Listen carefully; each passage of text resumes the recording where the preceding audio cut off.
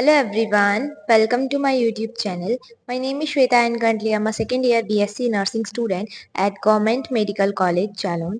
आज की वीडियो में हम लोग डिस्कस करने वाले हैं सीनेट 2025 के बारे में.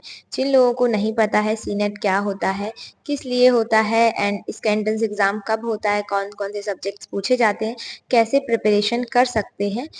इस वीडियो में हम सारा कुछ डिस्कस करने वाले हैं.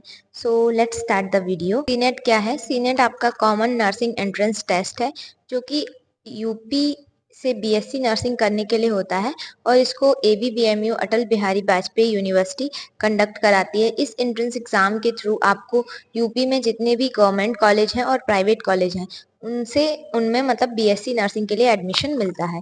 इस एंट्रेंस एग्जाम में आपसे 5 सब्जेक्ट पूछे जाते हैं: physics, chemistry, biology, nursing aptitude और इंग्लिश. और ये पांचों सब्जेक्ट्स आपसे 40 मार्क्स के पूछे जाते हैं. टोटल आपका जो एंट्रेंस एग्जाम होता है वो 200 मार्क्स का होता है. बट इसमें एक प्लस पॉइंट क्या है कि यहाँ पे जो एंट्रेंस एग्जाम होता है उसमें कोई नेगेटिव मार्किंग नहीं होती है, तो ये एक अच्छी बात है. एंड दूसरी चीज, पेपर आपका हिंदी और इंग्लिश दोनों मतलब मीडियम में आता है, दोनों लैंग्वेज में आता है, तो वो एक अच्छा पॉइंट है यहाँ पे. दूसरी चीज, अगर आप इस एंट्रेंस एग्जाम को देते हो तो उसके बाद आपको जितने भी गवर्नमेंट कॉलेज हैं, प्राइवेट कॉलेज हैं, उनमें एडमिशन मिलता है काउंसलिंग के थ्रू. ये एंट्रेंस एग्जाम होता है, उसके बाद काउंसलिंग होती है एंड देन आपको कॉलेजेस अलॉट होते हैं. पहले क्या था कि जितने भी गवर्नमेंट कॉलेज हैं उनका सबका अलग अलग खुद का एंट्रेंस एग्जाम होता था, बट अभी सबका एक कॉमन एंट्रेंस एग्जाम होता है, सीनेट. ठीक है. और इस एंट्रेंस एग्जाम में आपसे जो पूछा जाता है, physics, chemistry, biology, English, nursing aptitude, ये सारी चीजें आपसे 11th और 12th के बेसिस पे ही पूछी जाती हैं.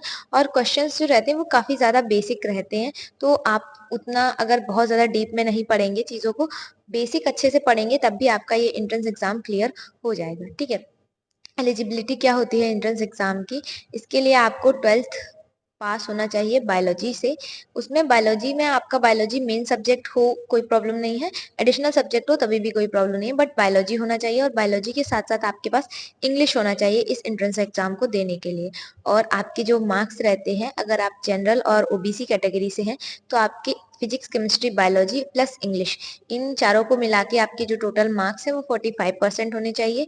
अगर आप SC ST कैटेगरी से हैं तो आपके ये मार्क्स 40% होने चाहिए, 40 या 42% होने चाहिए. ठीक है. और अगर फॉर्म फीस की बात करी जाए तो जनरल और ओबीसी के लिए फॉर्म फीस होती है 3000 एंड SC और ST के लिए होती है ये, PWD के लिए भी शायद 2400. तो ये आपकी फीस रहती है. एंट्रेंस एग्जाम कब होता है? ये आपका जून में होता है, जून के फर्स्ट वीक में या सेकेंड वीक में, मतलब 15 जून से पहले आपका एंट्रेंस एग्जाम हो जाता है. एंड फॉर्म निकलते हैं इसके अप्रैल के लास्ट में या फिर मई के स्टार्टिंग में.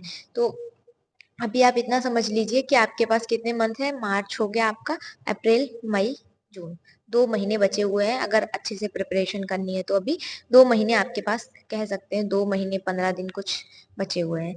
और इस एंट्रेंस एग्जाम को कोई भी दे सकता है, मतलब आप लड़के हैं, लड़की हैं, या फिर अगर आप मैरिड हैं तभी भी आप इस एंट्रेंस एग्जाम को दे सकते हैं. एज लिमिट रहती है आपकी 17 ईयर से एज कम नहीं होनी चाहिए 1 दिसंबर 2025 से पहले. एंड ज्यादा आपकी अभी 35 या 37 से ऊपर है तो अब आप नहीं दे सकते, अदरवाइज दे सकते हैं. ठीक है. तो एंट्रेंस एग्जाम की ये आपकी बेसिक डिटेल्स हो गई जितनी भी थी. ठीक है. और पेपर आपका ऑफलाइन होता है, OMR शीट मिलती है आपको. और एग्जाम जब होता है तो उसके बाद आपकी जो एग्जाम मतलब जो आपका पेपर रहता है और उसके बाद शीट वगैरह सारी वहीं पे सबमिट हो जाती है. आपको एग्जाम के बाद पेपर नहीं दिया जाता है. ठीक है. तो ये थी आपकी बेसिक इन्फॉर्मेशन सी नेट से रिलेटेड. अब हम बात कर रहे हैं कि आप कैसे प्रिपरेशन कर सकते हैं. आपको ही पता है इसमें 5 सब्जेक्ट पूछे जाते हैं: physics, chemistry, biology, nursing aptitude और इंग्लिश.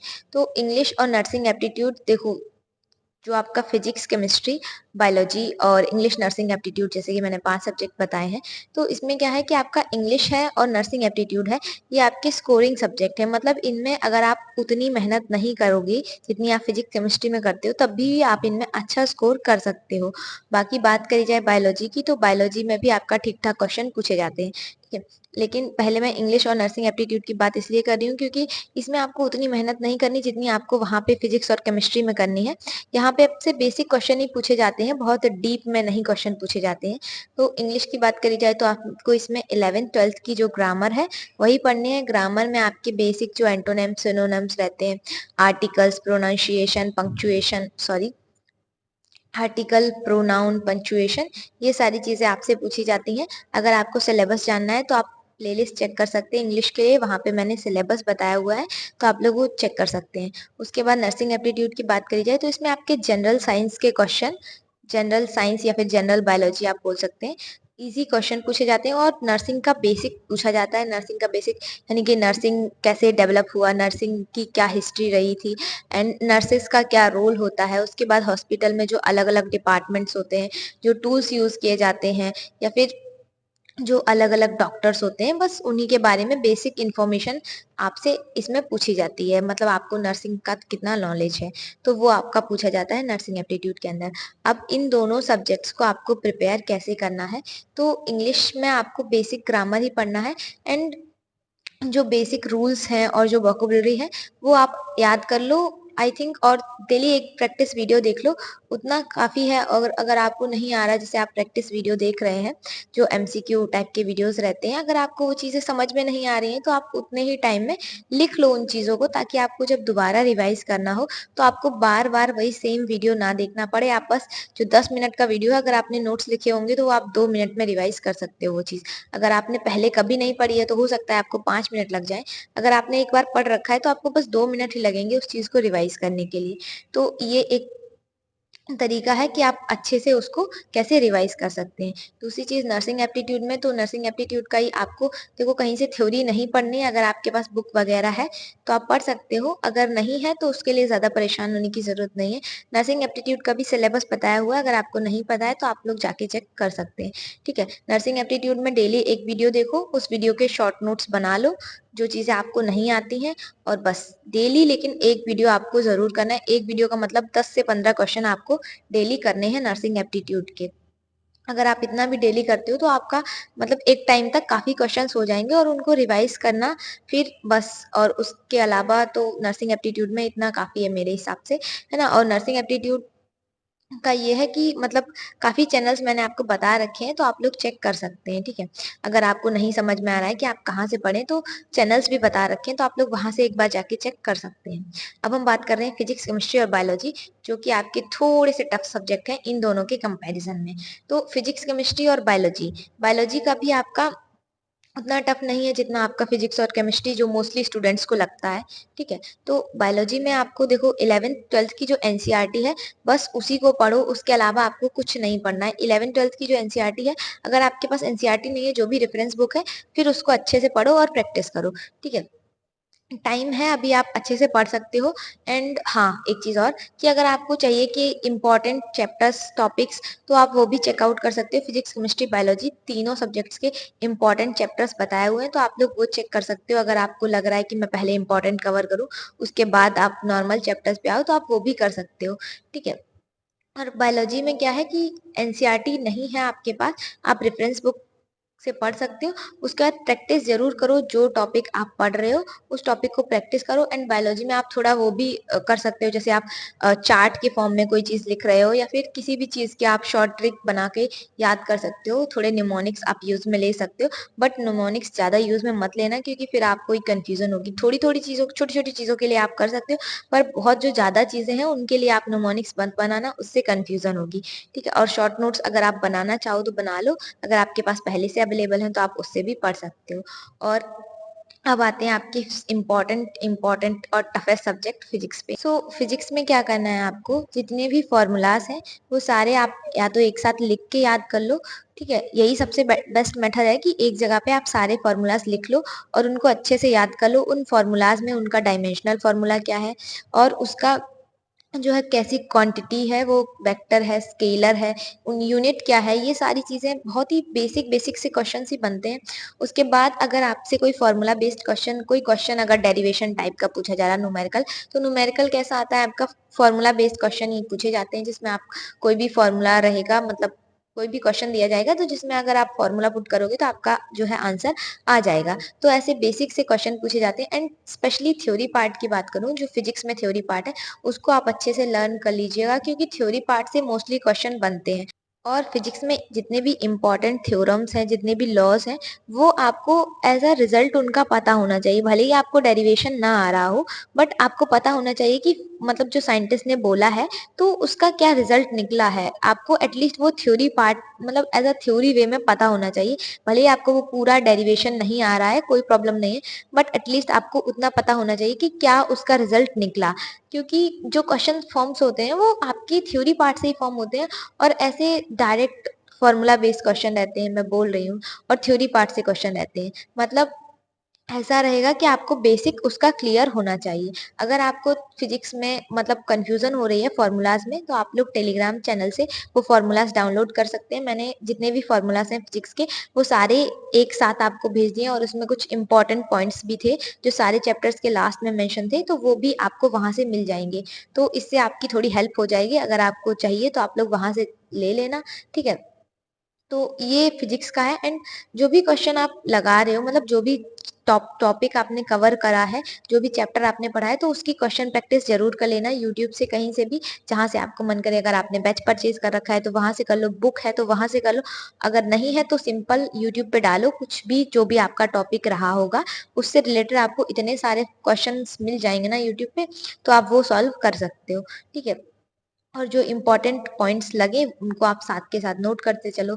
सेम केमिस्ट्री का भी है, केमिस्ट्री में भी आप थ्योरी पार्ट एकदम अच्छे से कवर कर लेना। जो फिजिकल केमिस्ट्री है उसमें जितने फॉर्मूलाज हैं वो आप अच्छे से कवर कर लेना। कवर करने का मतलब एक साथ लिख लेना, अच्छे से रट लेना। मोस्टली आपका जो सॉल्यूशन चैप्टर है, लास्ट टाइम मतलब उससे ज्यादा क्वेश्चन आते थे, बट अभी वो शायद चैप्टर हट गया है, मुझे कंफर्म याद नहीं है, मैंने एक वीडियो में एक्सप्लेन किया था बट अभी मैं भूल गई हूँ। तो उससे लास्ट टाइम क्वेश्चन पूछे गए थे, बट अभी शायद वो चैप्टर हट गया है। तो जितने चैप्टर्स बचे हैं उनके आप अच्छे से जो है फॉर्मूला, एटलीस्ट फॉर्मूला आप अच्छे से याद कर लेना, ताकि अगर फॉर्मूला बेस्ड क्वेश्चन आए तो आप वो कर सकें। और जो इनऑर्गेनिक केमिस्ट्री है उसमें तो कुछ नहीं है, उसमें बस रट्टा मार है सब, तो वो आप याद कर लेना। और उसमें देखो, याद करने का ये है कि ऐसे कितना देर तक रटोगे, तो उसकी जितनी तुम क्वेश्चन प्रैक्टिस करोगे उतना तुम्हें अच्छे से लर्न हो जाएगा। तो मेरे हिसाब से अगर भले ही तुमने वो वाला चैप्टर नहीं पढ़ा है, जैसे कि पीरियोडिक टेबल वाला जो चैप्टर है, तो उसमें क्या है कि अगर आप ऐसे डायरेक्ट याद करोगे तो वो चीजें थोड़ी सी कम याद होती हैं। बट अगर आप एक बार क्वेश्चन प्रैक्टिस कर लोगे तो आपको समझ में आ जाएगा, अच्छा यहाँ से भी क्वेश्चन बन सकता है, ऐसा भी क्वेश्चन बन सकता है, तो आप वो चीज अच्छे से रिमेम्बर कर पाओगे। एंड केमिस्ट्री में भी थोड़ी बहुत ट्रिक्स का यूज कर सकते हो, जो चीजें नहीं समझ में आ रही हैं तो उनको ट्रिक्स के थ्रू आप याद कर सकते हो। और जो ऑर्गेनिक केमिस्ट्री है आपकी, उसमें सबसे ज्यादा डाउट ये हो रहा है कि जो आपकी रिएक्शंस हैं, मान लो जो नेम रिएक्शंस हैं और जो भी केमिकल रिएक्शंस उसमें दी हुई हैं, तो उसको लेके आप लोग बहुत ज़्यादा कंफ्यूज हो रहे हैं। तो मैं पहले भी बता चुकी हूँ, फिर से बोल रही हूँ, जितनी भी आपकी रिएक्शंस दी गई हैं उनको एक साथ लिख लीजिए, मतलब एक साथ एक किसी पेपर वगैरह पे लिख लीजिए, और उनको बार बार आप लिख के याद करो, क्योंकि जो रिएक्शंस होती हैं वो देखने से हमें एक बार याद नहीं होती है, बट आप अगर लिख के याद करोगे तो वो आपको याद हो जाएंगी। और दूसरी चीज, जो बहुत ही बड़ी बड़ी रिएक्शंस लग रही हैं आपको, जो बहुत ज्यादा आपको समझ में ही नहीं आ रही है, तो आप उनको देख लो, उतना ज्यादा इंपॉर्टेंट भी नहीं है, क्योंकि यहाँ पे आपके बहुत भारी भारी क्वेश्चन नहीं बनते, आपसे बेसिक क्वेश्चन ही पूछे जाते हैं। और केमिस्ट्री में जो है आप थोड़ी सी जनरल, केमिस्ट्री नहीं बट हाँ बायोलॉजी का ये है कि आप उसमें थोड़ी जनरल साइंस पढ़ लेना, क्योंकि जैसे लास्ट ईयर पूछा गया था रॉक साल्ट का फॉर्मूला, तो ये तो बेसिक चीजें हैं। अब इसके लिए मैं आपको अलग से थोड़ी ना बोलूंगी कि आप अलग से जाओ कोई और किताब खरीदो जिसमें रॉक साल्ट का फॉर्मूला खरीदो। इसमें भी आपके 11th 12th में भी इतना तो आपको पता ही होगा कि रॉक साल्ट का फॉर्मूला क्या होता है। तो आपको बहुत जगह बोला जाता है, या फिर बहुत सारे बच्चे भी बोलते हैं कि हम 9th 10th का पढ़े या 11th 12th का। अरे भाई, अगर तुम 11th 12th का पढ़ोगे तो उसमें इतना तो पता चल ही जाएगा ना कि रॉक साल्ट का फॉर्मूला क्या होता है। तो यही चीज है कि बेसिक अच्छे से पढ़ो, क्योंकि मोस्टली क्वेश्चंस आपके जो है बेसिक से बनते हैं। अगर आप लोगों को क्वेश्चन प्रैक्टिस में प्रॉब्लम हो रही है तो आप लोग टेस्ट सीरीज ज्वाइन कर सकते हैं। टेस्ट सीरीज जैसे कि अभी बहुत सारी मिल जाएंगी आपको, यूट्यूब पे ही मतलब पता चल जाएगा। बट जो मैं पर्सनली आपको रिकमेंड करना चाहूंगी वो FLTS है, Florence academy full length test series. एक तो ये आपके बिल्कुल जैसा आपका पेपर में पूछा जाता है उसी टाइप के क्वेश्चन है यहाँ पे, मतलब उसी के पेपर पैटर्न पे बेस्ड है। और ये हिंदी और इंग्लिश दोनों मीडियम में अवेलेबल है, बाइलिंगुअल है। तो किसी भी आप अगर लैंग्वेज से हैं, आपको हिंदी इंग्लिश किसी में भी प्रॉब्लम हो रही है तो यहाँ यहाँ पे नहीं होगी, क्योंकि दोनों में ही आपको, अगर आप एक बार खरीदोगे तो उसमें आपको हिंदी और इंग्लिश दोनों का ऑप्शन मिलेगा। एंड तीसरी चीज कि यहाँ पे आपको 10 टेस्ट पेपर प्रोवाइड करे जाएंगे, जो कि आपको एग्जाम की टाइमिंग के ही अकॉर्डिंग प्रोवाइड करे जाएंगे। तो आपको एग्जाम में टाइम मैनेज कैसे करना है, कैसे उतने टाइम में उतने क्वेश्चन सॉल्व करने हैं, ये चीज आपको बहुत अच्छे से आ जाएगी। और इसमें क्या है कि टेस्ट सीरीज है, तो आपको पांचों सब्जेक्ट्स दिए जाएंगे, और पांचों सब्जेक्ट्स के आपको 10 टेस्ट पेपर मिलेंगे, तो वो आपको अच्छे से एक आइडिया लग जाएगा। एंड इसका प्राइस भी कम है, 99 रुपीज है, तो आप लोग इसको डेफिनेटली परचेज कर सकते हैं एंड ट्रस्ट करके परचेज कर सकते हैं। एक यही एक इकलौती टेस्ट सीरीज है जिसको मैं बार बार बोल रही हूँ, क्योंकि ये मैंने खुद से देखी है और मुझे ये काफी सही लगी है आपके सी नेट के पेपर पैटर्न के अकॉर्डिंग। तो आप लोग इसको परचेज कर सकते हैं। अगर आप लोग इसको परचेज करना चाहते हैं तो आपको डिस्क्रिप्शन में नंबर मिल जाएगा, आप वहां पे व्हाट्सअप मैसेज करके इसको परचेज कर सकते हैं। ठीक है, आई थिंक मैंने सारी चीजें आपको एक्सप्लेन कर दी हैं, बट हाँ, अगर किसी स्पेसिफिक सब्जेक्ट में आपको प्रॉब्लम है तो आप लोग मेंशन कर देना। और दूसरी चीज कि देखो, पढ़ाई का कोई अल्टरनेटिव नहीं है, चीजें सिंपल करी जा सकती हैं, पर ऐसा नहीं हो सकता कि वो चीजें, अगर आपको मान लो फिजिक्स से डर लग रहा है, तो ऐसा कुछ फॉर्मूला नहीं है कि आपको फिजिक्स से डर लगना बंद हो जाए। वो तभी आपको डर लगना बंद होगा जब आप उसको पढ़ोगे, क्वेश्चन सॉल्व करोगे और आपसे क्वेश्चन बनेंगे। जब आप क्वेश्चन सॉल्व कर लोगे तब आपको कॉन्फिडेंस आएगा, तब वो डर लगना बंद होगा। ऐसा नहीं है कि आप 2-4 बार दिन में 4-4 5-5 बार स्ट्रेटेजी वीडियो देखोगे तो उससे डर लगना बंद हो जाएगा। तो अभी जो टाइम बचा है, ज्यादा टाइम नहीं बचा है, 2 ही महीने बचे हैं, तो उसमें मतलब ट्राई करो ज्यादा से ज्यादा पढ़ने का। ठीक है, स्ट्रेटेजी वीडियो देखने का और इधर उधर फालतू में भटकने से चीजें ठीक नहीं होंगी। आप जितना पढ़ाई को टाइम दोगे, जितना क्वेश्चन प्रैक्टिस करोगे, उतना आपको अंदर से कॉन्फिडेंस आएगा। तो चीजों को क्लियर करने की कोशिश करो, डरो मत। और देखो, क्वेश्चन प्रैक्टिस करते रहो, क्योंकि एग्जाम में आपके बहुत ज्यादा टफ क्वेश्चन नहीं पूछे जाते हैं, इजी क्वेश्चन आते हैं, इजी टू मॉडरेट क्वेश्चन आते हैं। अगर आप अच्छे से प्रैक्टिस करोगे तो डेफिनेटली आपको अच्छा कॉलेज मिल जाएगा। ठीक है, सो आज की वीडियो के लिए इतना ही है। और इसके अलावा कोई भी आपको प्रॉब्लम आ रही है तो आप लोग कमेंट बॉक्स में मेंशन कर सकते हैं। बाकी नर्सिंग एप्टीट्यूड का मैं ट्राई कर रही हूँ, आपका जितना मेरे से हो सकेगा उतना मैं वीडियो अपलोड कर दूंगी। बाकी मुझे भी यार कॉलेज जाना होता है, तो उतना टाइम तो नहीं रहता है मेरे पास, बट हाँ, जितना मुझसे हो सकेगा उतना मैं कर दूंगी। बाकी आज की वीडियो के लिए इतना ही है, मिलते हैं नेक्स्ट वीडियो में, बाय बाय।